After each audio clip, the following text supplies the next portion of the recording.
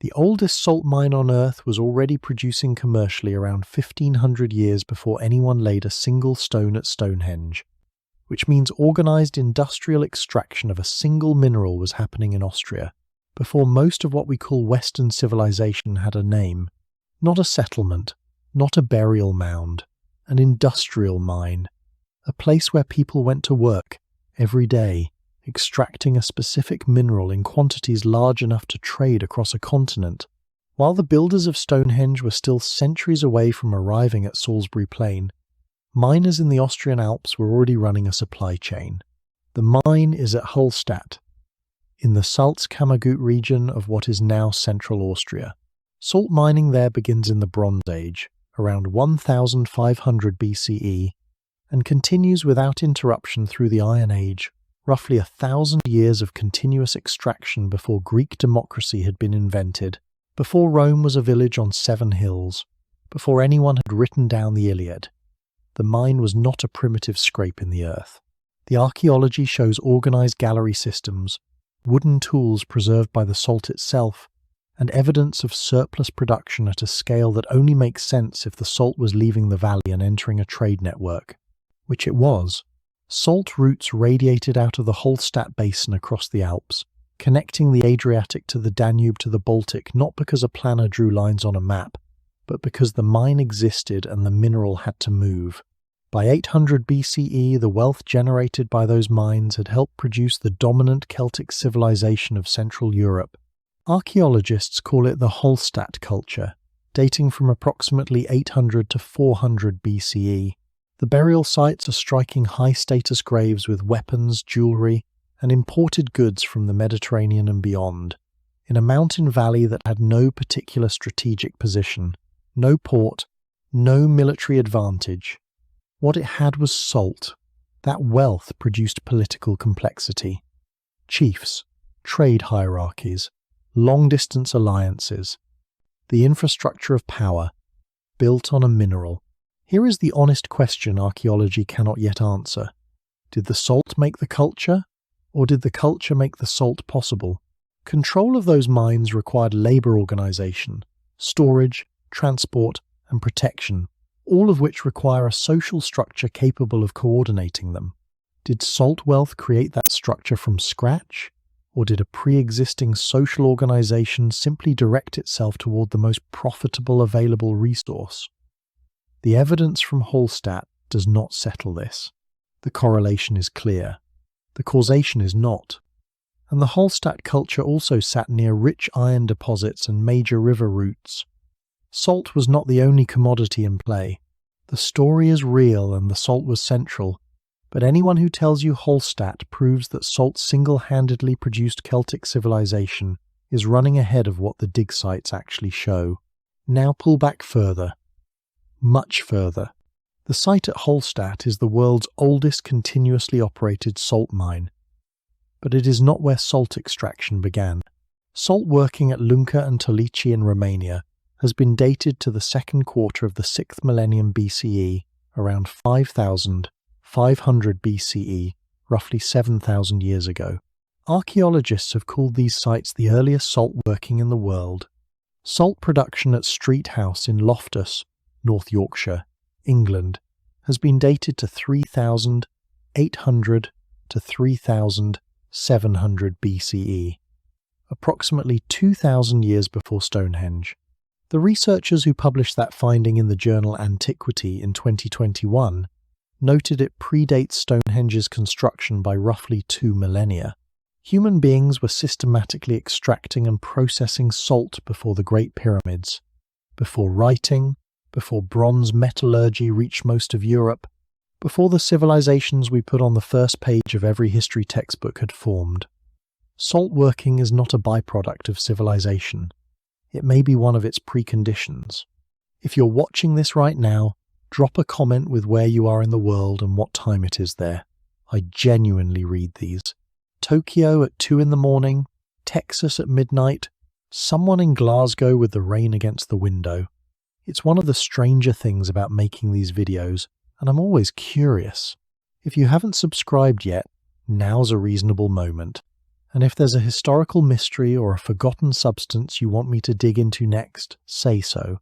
What this film is not: a food documentary.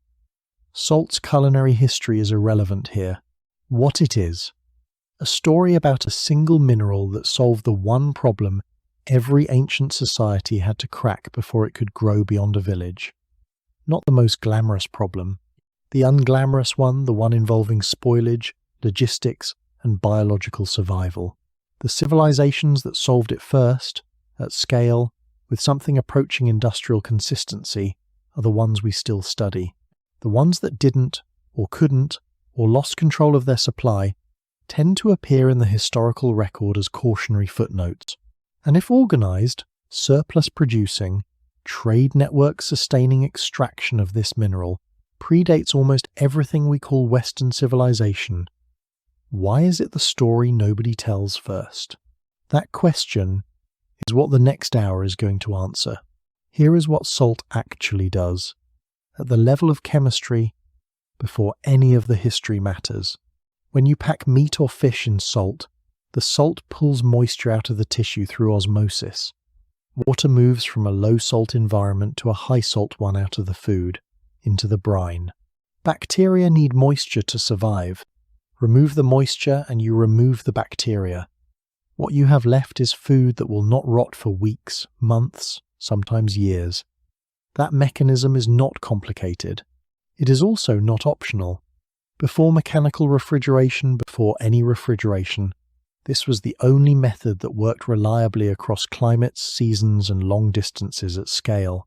Drying worked in hot, arid conditions. Smoking worked near a fire for short periods. Fermentation worked for specific foods in controlled environments. None of them travelled. Salt did. The biology underneath this is even harder to argue with. The human body cannot produce sodium. You have to consume it. The minimum is roughly 1 to 3 grams of sodium per day. Go below that for long enough, and your muscles stop contracting properly, your blood pressure drops, your kidneys begin to fail. This is not a preference or a cultural habit. It is a metabolic flaw beneath which the organism simply stops working. Every society that has ever existed on this planet had to solve this problem. The question was never whether to obtain salt. The question was always where, how much, and who controlled access.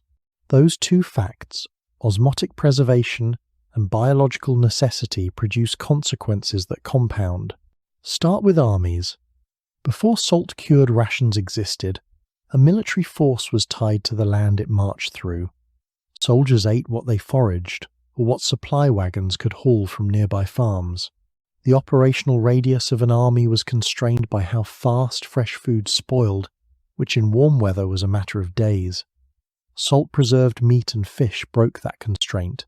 Soldiers could carry rations that stayed edible for months, which meant armies could march hundreds of miles from the nearest farm and still be fed.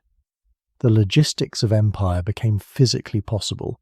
No salt, no standing army. No standing army, no territorial expansion at scale. Cities come next.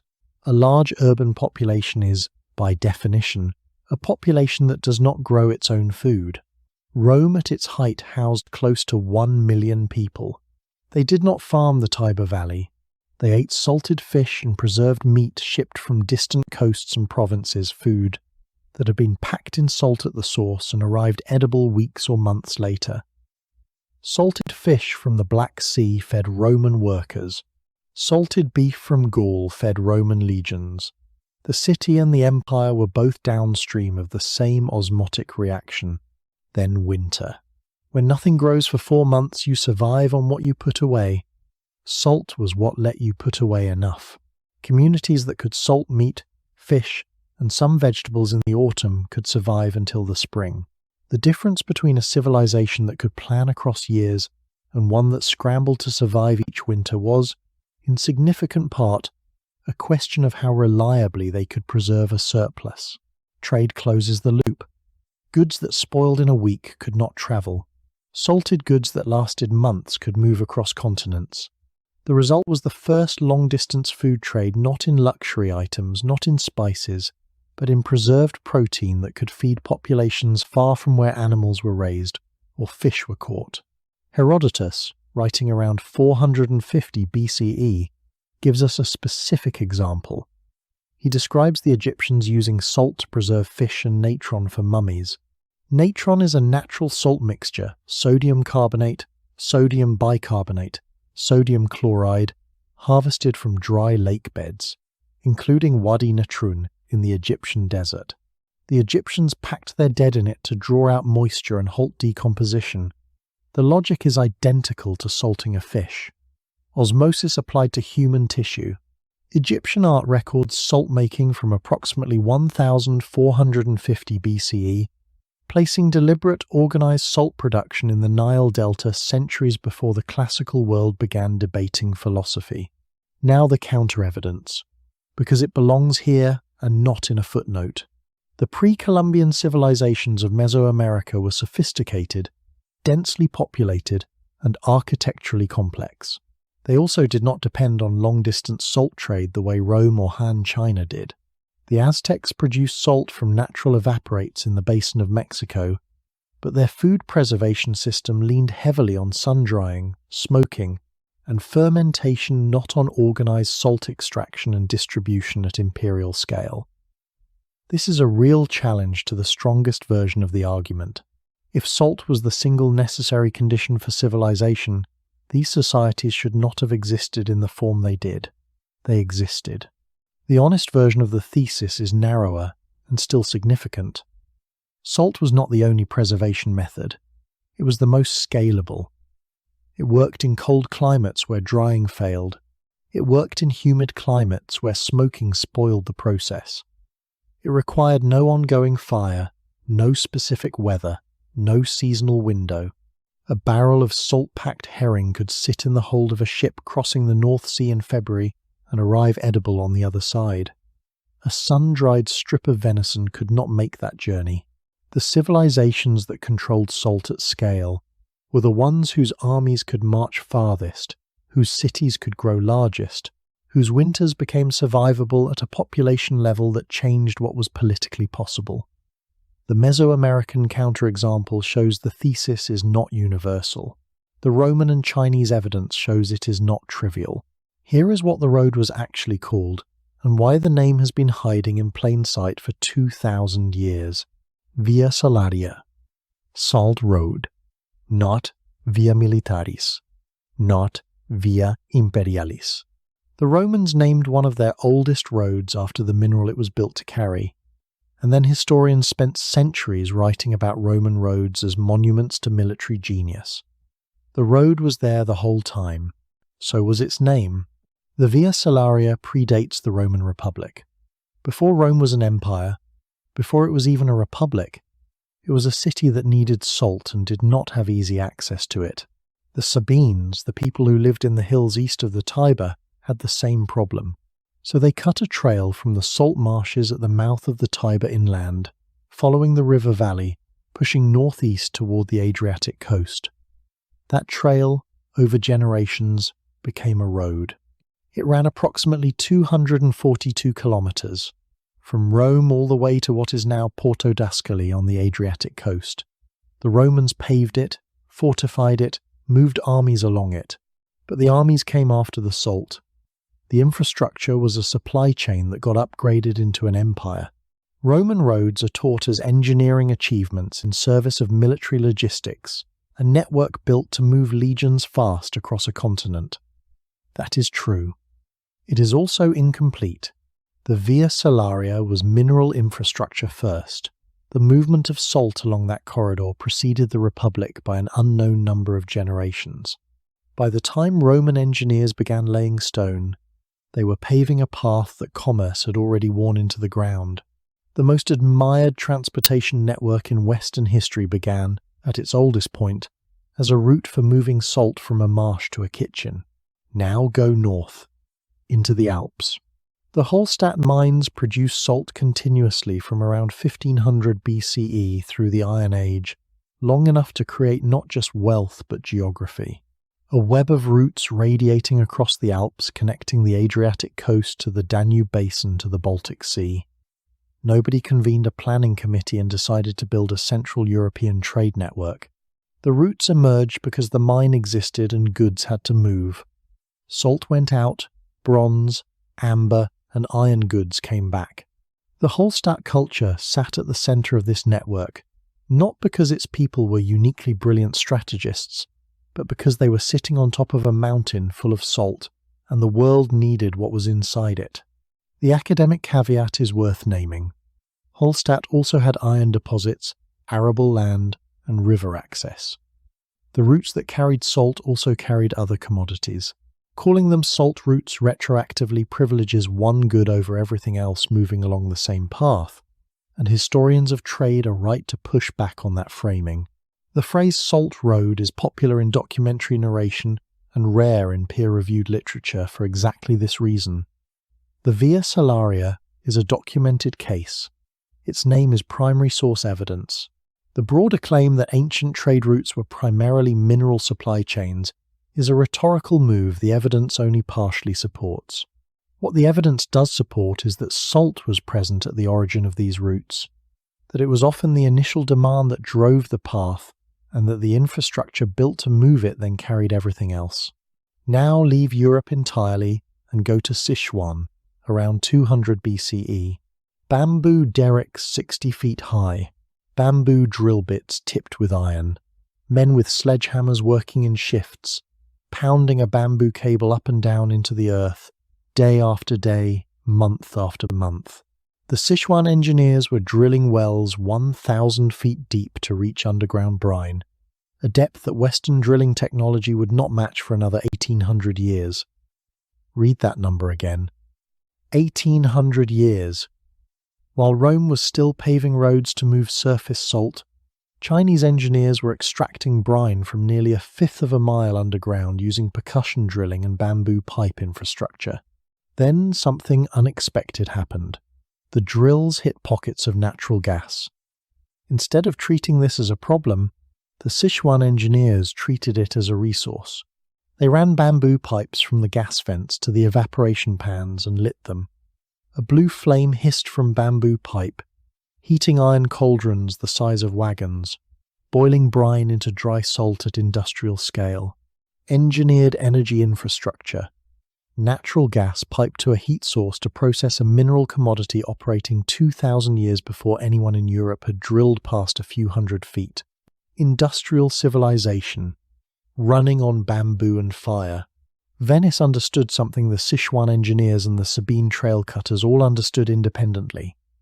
Whoever controls the salt controls the table. Salt pans in the Venetian lagoon date to the Roman period.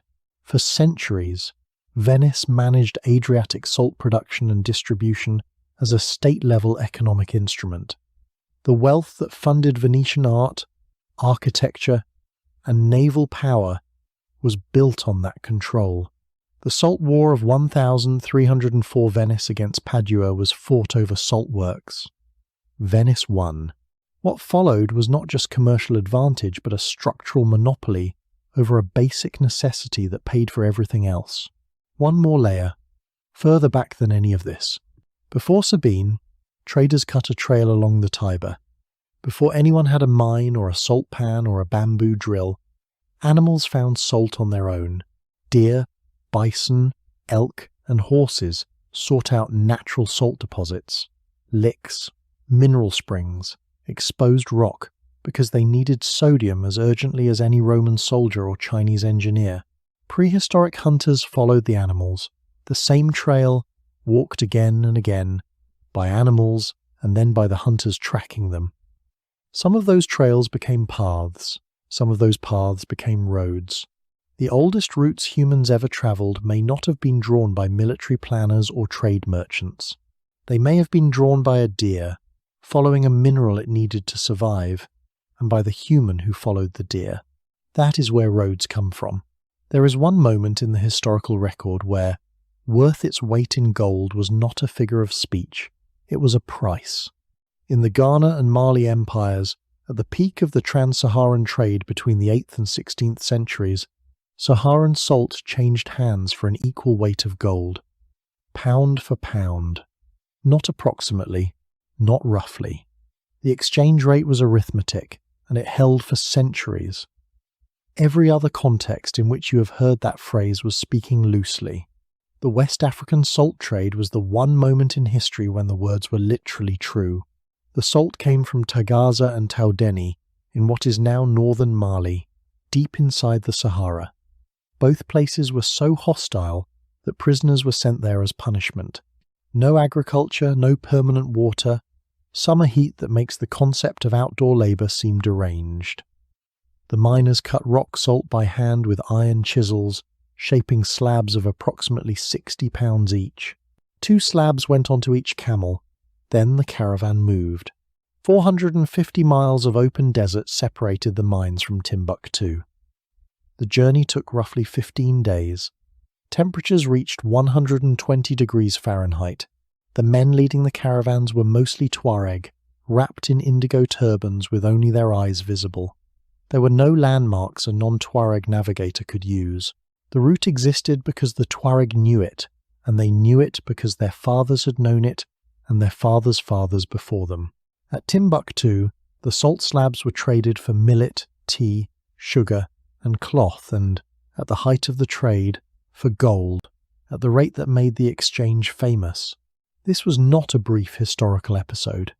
It ran for 8 centuries at scale. Now for the number that pulls this out of the ancient past entirely. 1,953. Not the 8th century. Not the medieval period. 1,953. When people alive today were children. When television was new.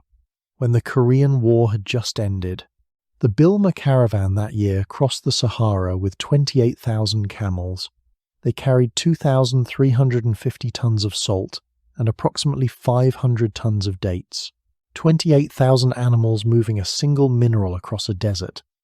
This was a trade system still in physical operation within living memory.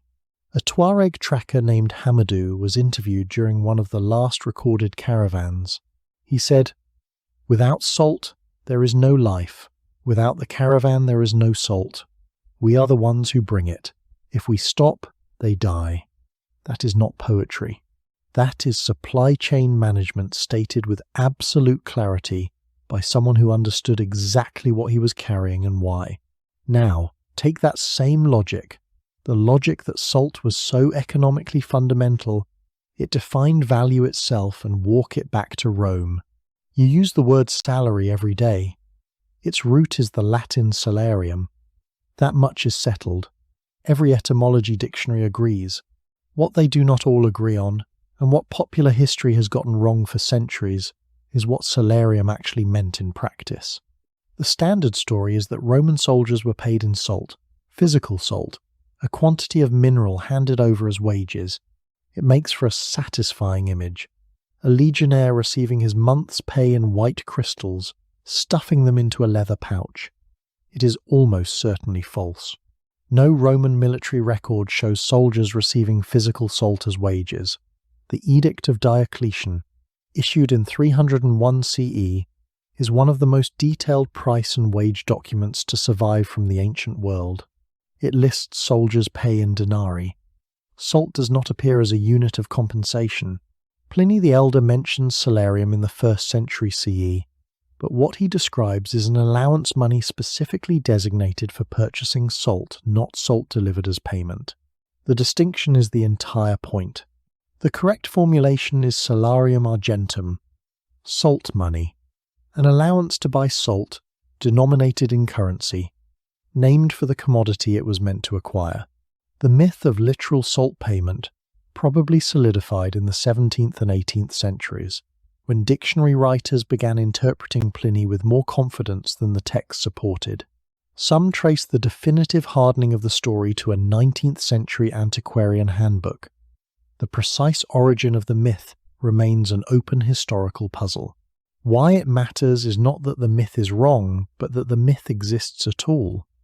The connection between salt and economic value was so legible, even to early modern readers, that turning it into currency seemed plausible. That is a cultural fossil. Two phrases survived the transition from a world where salt was scarce to a world where it is free. Worth is salt still used to mean competent, effective.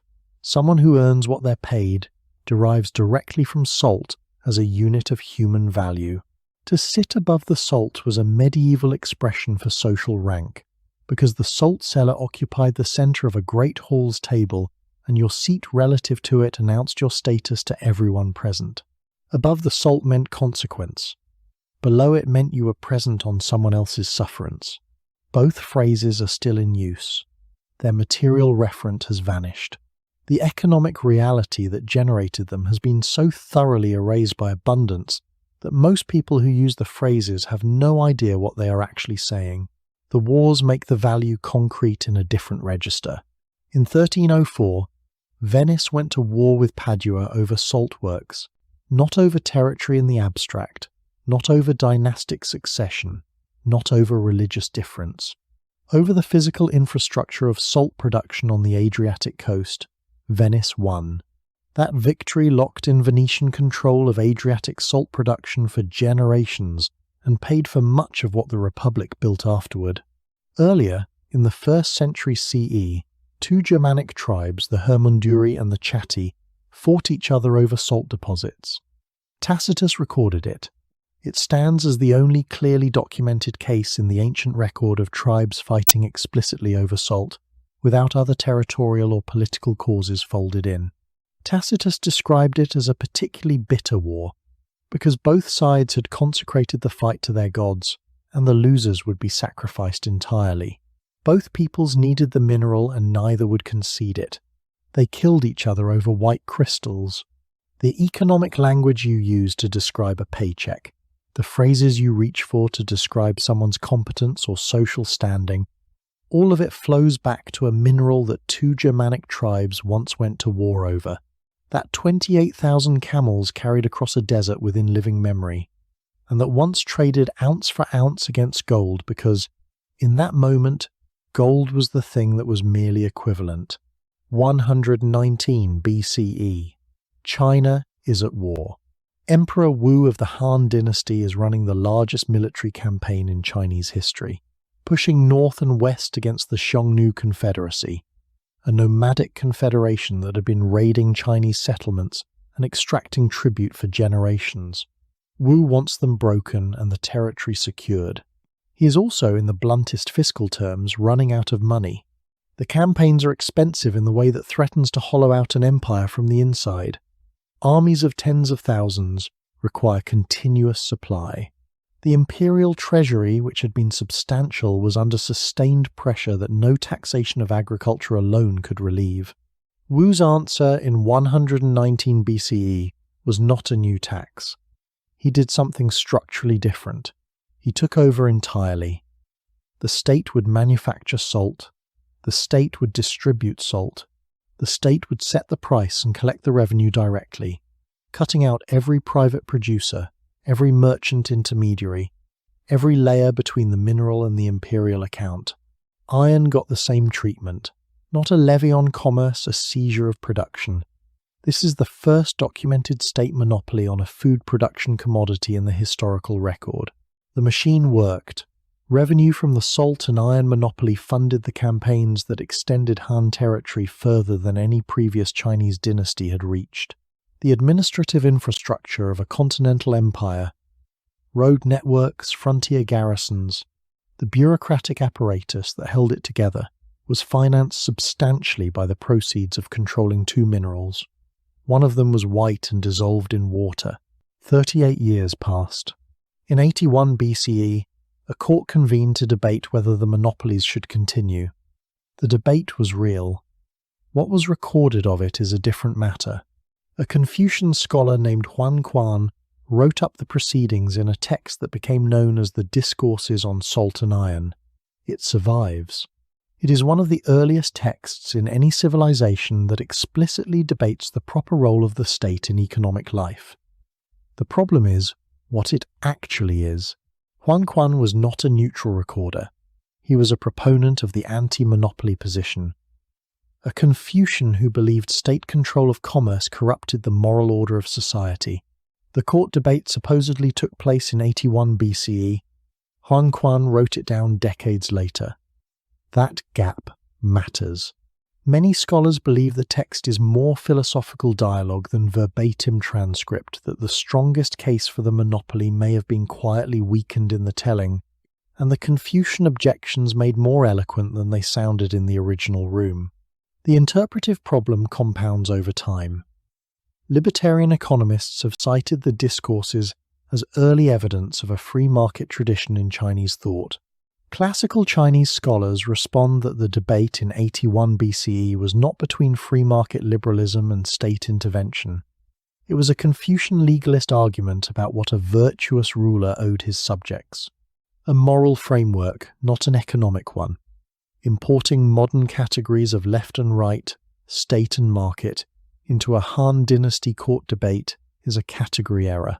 What neither the text nor the modern commentary tracks closely enough is what the monopoly also built underground.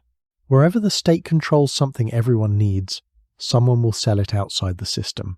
Chinese salt smugglers described in historiography as salt mafias became a permanent feature of Chinese political life from the Han Dynasty forward. The underground salt trade was structural, not occasional. Criminal networks, sustained by the gap between the official state price and the black market price, ran parallel to the imperial distribution system for centuries. Some of the major rebellions that destabilized later dynasties had roots in the salt trade.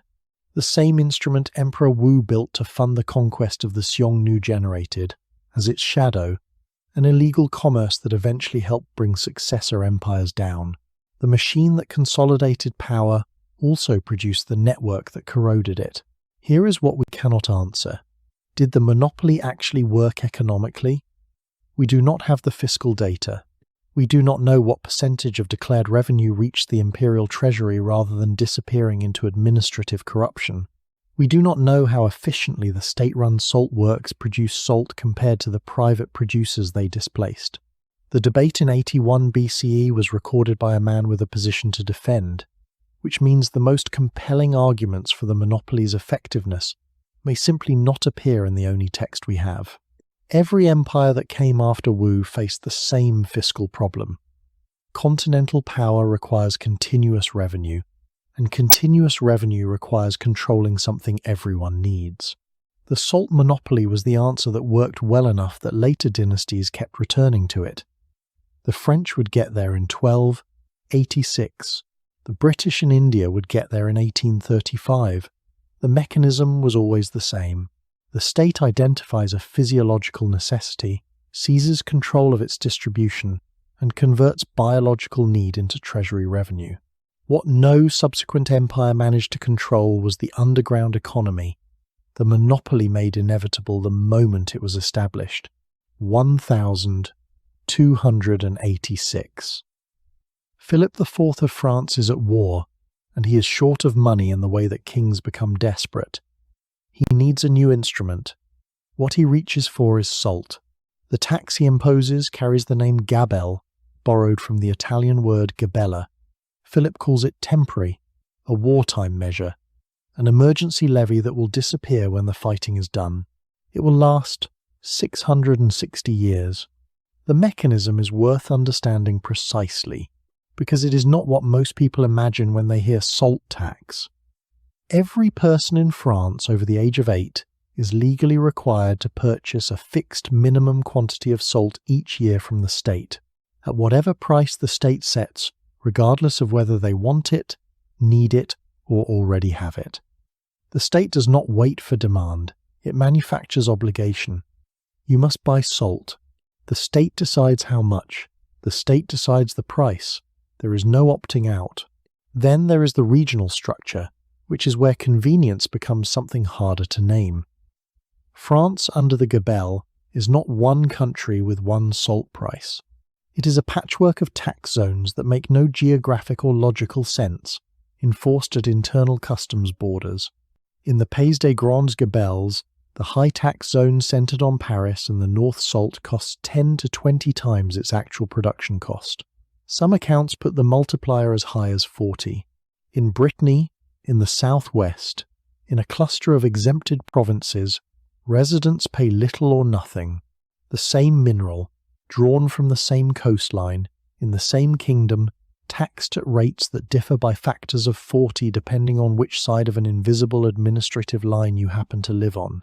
Those lines are not invisible in practice. They are enforced at gunpoint.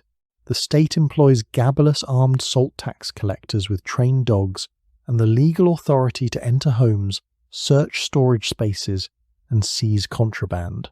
Their dogs are trained to find salt hidden in walls, under floors, packed into clothing. For centuries, the rational response to a system this aggressive is evasion. And evasion, at scale, becomes an industry.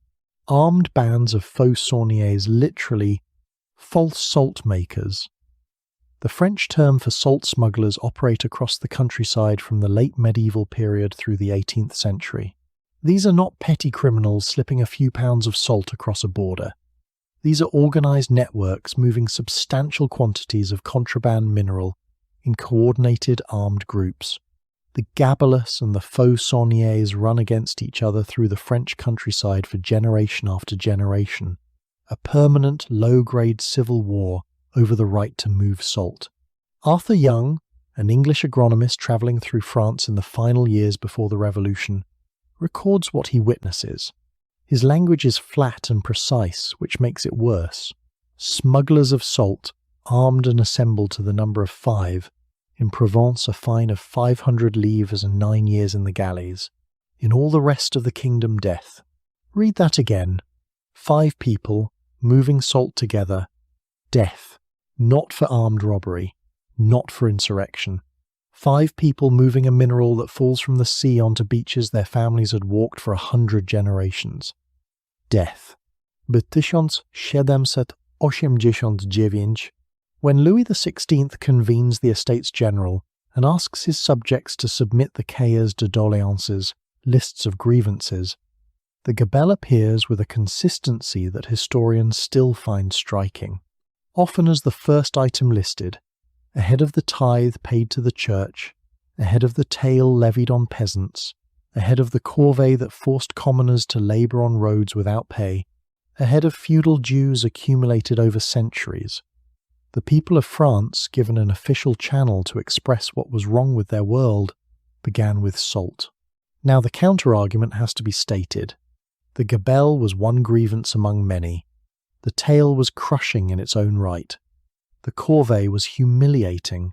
Attributing special causal weight to the salt tax, claiming the Gabelle specifically caused the revolution, is a strong version of an argument the evidence only partially supports. The Bastille was stormed over political representation and bread prices. No battalion marched on Paris shouting about sodium chloride. But something keeps pulling the Gabelle to the front of every list. Something made ordinary French men and women, given the formal opportunity to tell their king what they most resented, write down salt before they wrote down anything else. Thomas Carlyle, watching 1789 through the historical record, writes, "Smugglers of salt go openly in armed bands. The barriers of towns are burnt. Toll gatherers, tax officers, are beaten off." This is not metaphor. The physical infrastructure of salt enforcement, the customs posts, the barriers, the offices of the Gabelous is being dismantled by the people it spent 5 centuries squeezing, burned. Which brings us to the question the previous section left open. Was the Gabelle a cause, or was it a symbol? And now there is actual data trying to answer it. Marco Tabellini, an economist at Harvard Business School, has been circulating a working paper in 2025 and 2026 that maps regional variation in Gabelle tax rates against 2 data sets simultaneously. First, the frequency of riots across France between 1750 and 1789. Second, the intensity of salt-related complaints in the cahiers themselves. His finding is a statistically significant correlation. The regions carrying the heaviest Gabelle burden had more riots in the 4 decades before the revolution. They also produced Kahirs with more vehement, more detailed, more emotionally charged complaints about salt. That is not nothing. That is a specific, measurable signal in a noisy historical record. But here is where precision matters more than narrative convenience. Tabellini's paper is a working paper, not a settled conclusion published in a refereed journal and replicated by independent teams. Correlation does not resolve causation, and the regions with the highest salt tax burden were also the densely populated, commercially active areas of northern France, places that also had worse exposure to grain price volatility, higher land tax rates, larger concentrations of unemployed textile workers thrown out of work by the trade treaty with Britain in 1786. His paper is suggestive. It opens a line of inquiry that should be pursued. It does not close the debate. But here is what the Gabelle could do that other grievances could not. The tale was complicated. Feudal dues varied by manor, by region, by terms that dated back centuries and that most peasants only partly understood. The Gabelle was simple. You are over the age of 8. You must buy salt from the state, at our price, whether you want to or not. Every person in France over the age of 8 understood this in exactly the same way, except for the people in the exempt provinces, whose exemption was itself a demonstration of how arbitrary the whole system was. When the revolution needed a face for what the Ancien Régime had done to ordinary people, salt was available as that face because salt was universal. Not universal the way political philosophy is universal, requiring education and abstraction. Universal the way hunger is universal, the way thirst is universal. The National Assembly abolished the Gabelle in 1790, which would seem to end the story. It does not end the story. Formal legal remnants of the Gabelle persisted in French law until 1946. Philip IV imposed a temporary wartime tax in 1286. The Revolution abolished it in 1790. Napoleon came and went. The Bourbon Restoration came and went. The July Monarchy, the Second Republic, the Second Empire, the Third Republic. All of them came and went. 2 world wars reshaped the continent, and traces of the Gabelle were still embedded in French law when the first computers were being built. A tax that one king called temporary outlasted the entire institution of French monarchy. It outlasted the revolution that abolished it. Philip IV, in 1286, probably believed he was solving a short-term revenue problem.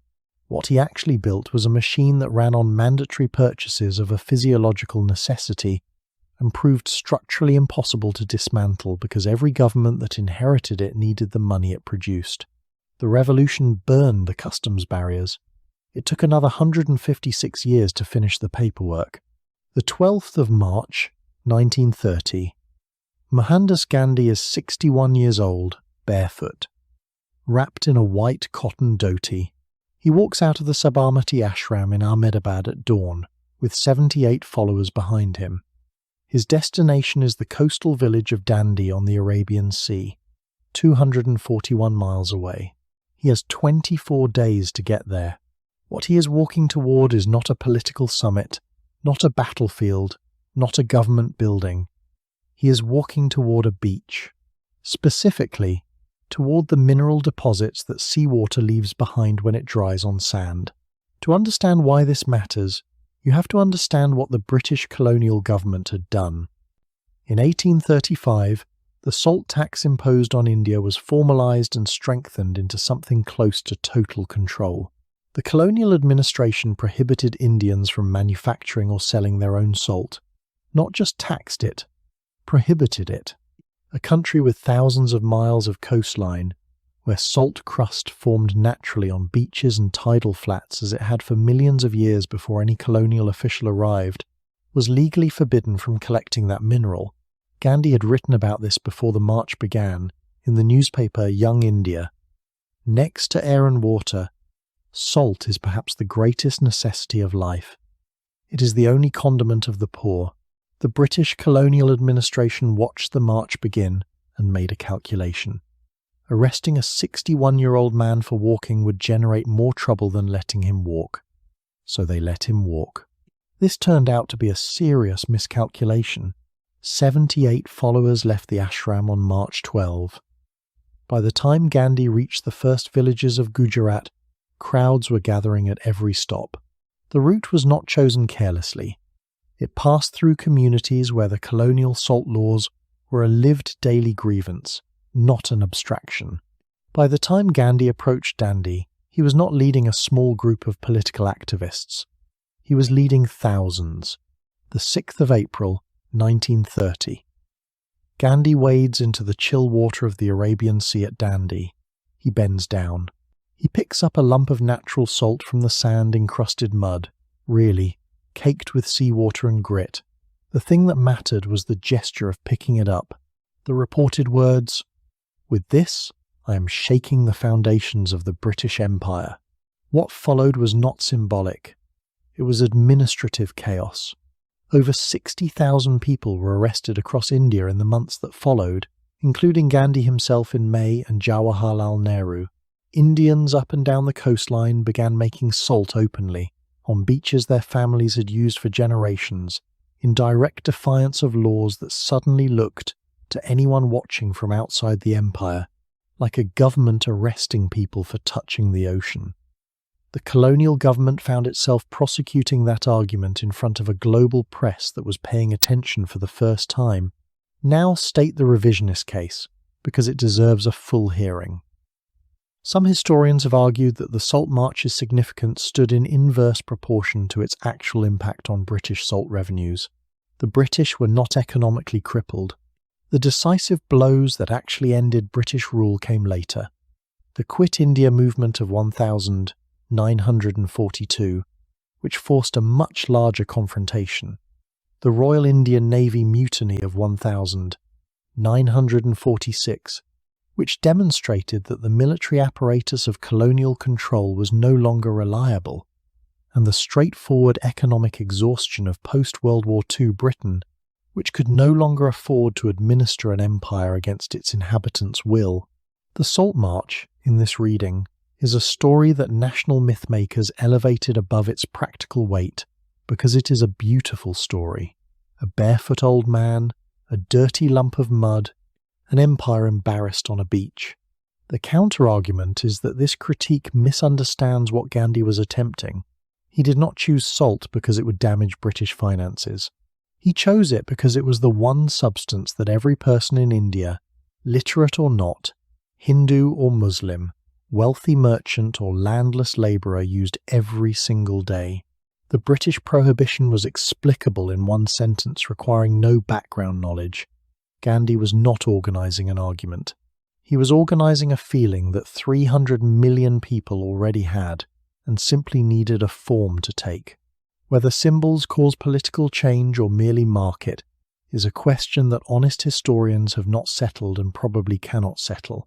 What the record does show, 60,000 arrests, global press coverage reaching audiences in Europe and North America who had not previously been paying attention, and a forced negotiation, the Gandhi-Irwin Pact of 1931, that brought Gandhi to the table with the Viceroy as a political equal for the first time. Something happened. Whether that something was decisive or merely contributory is where the evidence runs out and inference begins. The march was 24 days, 241 miles, a 61-year-old man, barefoot, with a piece of encrusted mud in his hand, and an empire forced to decide whether to arrest him for it. They eventually did. It did not help them. Before the war, the South did not have a salt problem. It had a salt assumption. The major producing regions, the Kanawha Valley in Western Virginia, the coastal works of North Carolina, scattered operations along the Gulf, seemed adequate.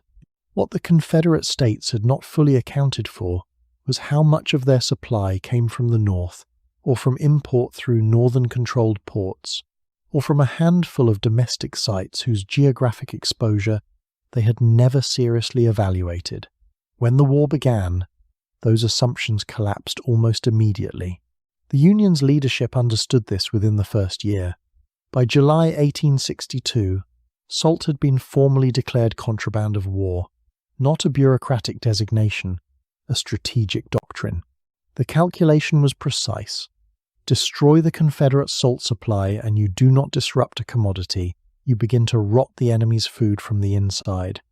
Preserved meat was how armies ate on campaign. Without salt, nothing kept. April 1862. A Union naval operation reaches Carteret County, North Carolina at dawn. Sailors wade ashore and torch the iron kettles where salt makers have been boiling seawater through the night. Carteret County was the largest salt-producing operation in the state. The kettles are reduced to slag. Late October 1862. Federal troops destroy salt works in Kentucky. 1 month later, the Kanawha Valley Works in Western Virginia, one of the most significant production centers in the entire Confederacy, are destroyed. The raids are not spontaneous. They follow a map. August 1863. And the Wilmington, North Carolina works are producing 5,000 bushels. Then the Union raids continue. The 21st of April, 1864, the State Salt Works in New Hanover County, North Carolina, are attacked. Approximately 1/3 of the facility is destroyed. The Confederacy keeps trying to rebuild. The Union keeps coming back. By late 1864, one target has become the focal point of the entire campaign. Saltville, Virginia, the last prominent salt works still supplying Confederate armies in the East. The Union advances on it twice in the final months of the war. The South needed an estimated 450 million pounds of salt per year at pre-war consumption levels. As the works were burned one by one, the gap between that number and what could actually be produced became unbridgeable. Armies reorganized their movements not around strategic objectives but around proximity to whatever salt supply remained. Military geography was being redrawn by a mineral. In the winter of 1863, a woman in Virginia writes a letter. She is not a general. She is not a politician. She is trying to feed her children. The letter reads, "We have no salt to cure the meat. The hogs are butchered, and it spoils before we can eat it. The children cry for bacon, and I can give them nothing." That letter is what a strategic military decision sounds like when it arrives at a kitchen table. The Union officers who ordered the Carteret County raid at dawn, who drew up the targeting list for the Kanawha Valley, who twice advanced on Saltville, none of them wrote about a woman in Virginia with spoiling meat and crying children. They wrote about contraband, supply chains, and campaign objectives. Both things were happening simultaneously. The verdict, passed down in the historical record, the Confederacy did not run out of guns. It ran out of salt. The raids were not the whole story of Confederate defeat, the Union blockade, the industrial disparity, the manpower equations, the political fractures between Richmond and state governments all ran alongside the salt campaign, but the salt campaign was real, documented, and executed with enough precision that it deserves to be described as what it was. A deliberate effort to starve an enemy not of weapons but of the one substance that kept food from becoming poison. Southern civilians scraped the dried salt residue off the insides of old pork barrels. They collected the dark brine that had soaked into smokehouse floors over years of use and boiled it down in whatever vessel was available. Some dug up the earthen floors of buildings where salt had spilled, dug them up, filtered the mineral-laced dirt through water, and evaporated what came through. These are not the actions of people losing a war in a general's tent over a map. These are the actions of people losing it in their kitchens, in their smokehouses, on their hands and knees in the dirt. The improvisation had a ceiling, and it was low. What scraping barrels and boiling smokehouse brine recovered was measured in pounds. The deficit was measured in millions. The gap was not a logistical problem that ingenuity could solve. Here is where honest history requires a hard stop. No Confederate general wrote in an after-action report that he lost because he ran out of salt. Salt shortages show up obliquely in supply requisitions that cannot be filled, in reports of spoilage, in letters home. The evidence that salt deprivation degraded Confederate military capacity is real, but it is circumstantial. The decisive weight attributed to salt is a historian's inference, built from patterns in the record rather than from direct testimony by anyone who held command. The competing explanations are not weak. The Union naval blockade cut off Confederate imports across the entire coastline. The railroad network that held Southern logistics together was being systematically dismantled. The manpower equation had been running against the Confederacy since the second year of the war. Industrial production guns, ammunition, uniforms, equipment was not a gap the Confederate states could close. Salt was operating inside all of that. Some historians estimate the salt shortage may have shortened the war by as much as 2 years. Others treat that figure as an unmeasurable counterfactual. The question if the South had maintained adequate salt supply, could the Confederacy have held out noticeably longer, is the kind historians are professionally obligated to ask, and then acknowledge they cannot definitively answer. The raids happened. The shortages were real. The improvisation was desperate and inadequate. The armies moved towards salt. The children went without bacon.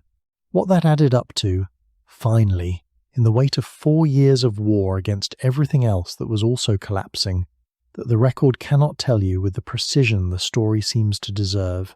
Salary. You use that word every day. Its root is the Latin salarium. The chain from sal to salarium to salary is clean and documented. No historian disputes the etymology. Here is where the story breaks. For centuries, the standard version has been that Roman soldiers were literally paid in salt, that at the end of the month, a soldier held out his hands and received a physical quantity of white mineral as his wage. The problem is that no primary source says this happened. Not one.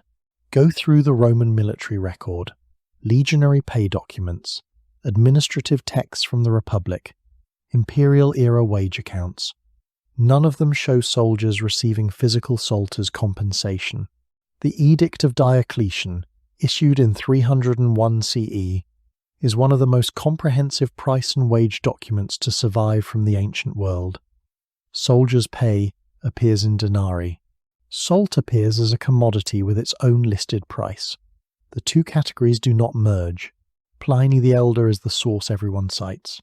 Writing in the 1st century CE, he mentions salarium in the context of soldiers and salt, but what Pliny describes is an allowance, money specifically designated for the purchase of salt, not salt handed over as wages. The distinction is not pedantic. It is the difference between salt as a commodity soldiers bought and salt as a currency soldiers were paid in. The myth requires the second. The text supports only the first. The correct formulation: salarium argentum, salt money, an allowance to buy salt denominated in currency, named for the commodity it was meant to acquire. The myth solidified most likely in the 17th and 18th centuries, when dictionary makers began working through classical texts and interpreting Pliny in isolation from the broader military pay record. Some scholars trace the hardest formulation to a single 19th century antiquarian handbook. The precise origin remains an open puzzle. What is not open is whether Roman primary sources confirm it. They do not. None of which makes the myth worthless. A story that a civilization chooses to tell about itself is its own category of evidence. The version of Rome that people wanted to believe was one where something as unglamorous as salt sat at the foundation of the payment system. That story says something about what people in later centuries understood about the relationship between survival and compensation. The myth is a cultural artifact. Two phrases still in circulation, both linguistic fossils of a world where salt was an economic unit. Worth is salt, a person worth their mineral allocation, whose economic weight justified their material upkeep. The praise and the price were the same sentence. To sit above the salt at a great table, the salt cellar sat near the centre, accessible to honoured guests and out of reach for those seated farther down. Where you were placed relative to the cellar announced your status before a single word was spoken. The architecture of social hierarchy read through the location of a mineral condiment. The word for fair compensation in the language of Western law, diplomacy, and commerce traces back to a Roman soldier's salt allowance. You use it without thinking about it. The reality underneath the myth is strange enough not to need the embellishment. There is one book that puts salt into the mainstream historical conversation, and it deserves its reputation. Mark Kurlansky's Salt, A World History, published in 2002, is widely read, genuinely influential, and did more to rescue this subject from obscurity than any academic paper has managed before or since. If you have heard any version of the argument this film has been making, there is a reasonable chance Kurlansky is somewhere in the chain. State the limitation just as directly. It is a popular history, not an academic monograph. Historians of technology and economic history engage its causal claims with considerably more caution than the book's tone invites. Some reviewers have noted it frequently exaggerates. The argument you have been watching is not a Kurlansky summary, and Kurlansky does not settle the debate. He opened it back up. That is a different and still valuable thing. The limitation is structural, not personal. Any narrative organized around a single commodity, salt, cod, sugar, spice, carries a built-in drift toward overclaiming. The Saharan caravans carried gold, slaves, ivory, and textiles alongside the salt. The Silk Road moved silk, horses, glassware, and disease. The Via Salaria is real. The name is real. But the inference that ancient trade infrastructure was built for salt, rather than that salt was one critical good among several, is a step the evidence supports only partially. Here is the underlying problem. The commodities that dominate popular history, gold, silk, spice, gemstones, are scarce, beautiful, and associated with the wealthy. They show up in paintings. They sit in museum cases under glass. When you find a Roman amphora, scholars argue about whether it held wine or garum, not about whether someone sprinkled salt on the fish before sealing it. Glamorous objects leave glamorous traces. Salt leaves almost none. It dissolves. It is consumed. The iron kettles the Union Navy torched in North Carolina are slag. The salt they produced is gone. This is not a random outcome. It is what happens when abundance erases the memory of scarcity. Every person reading this script has access to salt so cheap and so abundant that it is given away in paper packets at fast food counters. The idea that a shortage of this substance could hollow out a military campaign, or that the right to collect it from a beach could galvanize a subcontinent, requires an act of imagination that the modern world does not naturally support. When something is free, its former cost becomes literally unimaginable, and when something is unimaginable, it falls out of the narrative. One phrase survived the erasure. Salt of the earth. Matthew 5:13. Spoken roughly between 28 and 30 CE. The standard modern reading is a compliment about simplicity and the unpretentious virtues of ordinary people. That is not what the phrase meant when it was spoken. In a first-century Mediterranean context, salt was the substance that kept everything from rotting. You are the salt of the earth was not about being humble. It was a statement of function and necessity. You are what prevents decay. You are the preservative that holds the world together. The phrase survived 2,000 years and arrived in the 21st century stripped of its material referent. Now, for the question the film cannot honestly answer. Which came first, the need for salt or the building of civilization? Did the ability to preserve food at scale allow large cities to form? Or did the formation of cities create concentrated demand that then drove organized salt extraction? Or did both develop together in a feedback loop that archaeology cannot yet cleanly separate? This is not a rhetorical setup for a satisfying conclusion. It is a genuine, unresolved problem in the history of human settlement. The Aztec counter-evidence has to stay in the frame. The basin of Mexico had abundant natural salt deposits. The Aztecs produced salt, but were not dependent on long-distance salt trade the way the Han dynasty was, the way Rome was, the way the Mali Empire was. Complex political organization emerged in Mesoamerica, without the particular salt infrastructure this film has been documenting. The strongest version of the argument salt built every civilization cannot survive contact with Tenochtitlan. The defensible version can. That salt was a critical and consistently underweighted variable in the specific civilizations that controlled it, and that those civilizations are the ones whose institutional structures most directly produce the world we live in now. What the absence from the narrative costs is specific. When the substance that determined whether armies could eat, whether cities could be fed through winter, whether an empire could fund its own expansion, disappears from the mainstream account of how power works. It leaves an analytical gap, the persistent assumption that power flows through the visible and the glamorous, through gold and silk and the things that end up behind glass, rather than through the physiological non-negotiables that everyone needed, and that someone, somewhere, was always positioned to withhold. Here is what the evidence actually supports, stated as plainly as the evidence allows. Salt was not a seasoning. It was the mechanism by which cities stayed fed through winter, by which armies projected force beyond the range of fresh food, by which empires converted mineral control into military capacity. Every civilization that rose to lasting scale either controlled salt directly or built its power around access to it. Now you understand why Philip IV's temporary wartime levy of 1,286 lasted 660 years. Not because French kings were uniquely ruthless, because once a state captures control of something everyone must consume to stay alive, the political will to release that control tends not to materialize on its own.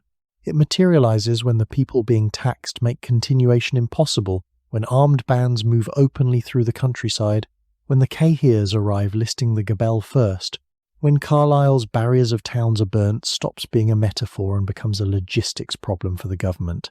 You understand why a 61-year-old man walking barefoot on a beach shook an empire. Not because the gesture was spectacular, bending down and picking up encrusted mud is not spectacular, but because Gandhi chose the single substance that every Indian used every day without exception, and the colonial tax on that substance was therefore impossible to make abstract or distant or complicated. You understand why Union naval officers torched iron kettles at dawn in North Carolina rather than advancing on munitions depots, because ammunition can be manufactured anywhere there is iron and skilled labor. Food preservation cannot be improvised at scale once the infrastructure is gone.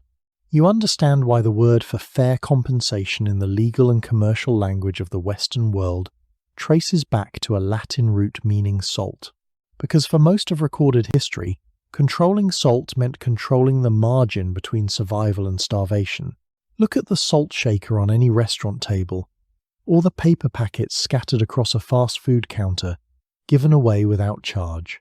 That mineral is the same substance that organized the route of the Via Salaria before the Roman Republic existed, that funded Emperor Wu's campaign against the Xiongnu, that sent armed faux sauniers through the French countryside for 5 centuries, that loaded 28,000 camels into the Sahara in 1953, that put 60,000 Indians in British jails in 1930. It is now so cheap that discarding it carries no consequence. Its former scarcity is not just forgotten, it is structurally unimaginable, because nothing in the texture of modern life gives a person the sensory experience of needing it the way the ancient world needed it. Now hold the uncertainty. In every case examined here, historians disagree about how much weight salt carries against the other variables. The French Revolution had the tail and the corvée and the bread crisis, and the ideological ferment of the Enlightenment. Indian independence had the Quit India movement and the Royal Indian Navy mutiny and the post-war exhaustion of a depleted empire. The Confederacy had the blockade and the Railroad War and the industrial gap and the political fractures between Richmond and the state governments. In none of these cases does the evidence resolve cleanly into salt as the decisive cause. The evidence shows salt was present, that it was targeted, that it generated real and documented consequences, and that the weight of those consequences is inferred rather than measured. This film does not claim to have resolved what professional historians have not resolved. It claims that salt was there, that it mattered in ways the mainstream account has systematically underweighted, and that the degree to which it has been forgotten tells you something specific about how we choose what to remember. That is the question worth sitting with.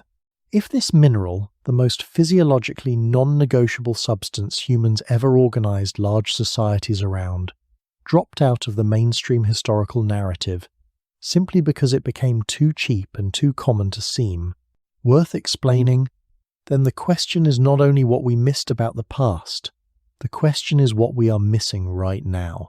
What other unglamorous, physiologically necessary, logistically indispensable substances are running the infrastructure of the present without appearing in any account of how power actually works? The most powerful forces in history are often hiding in the open. The question is not only what happened, it is what we are not explaining about the present, because it has already become too ordinary to seem worth the trouble of understanding.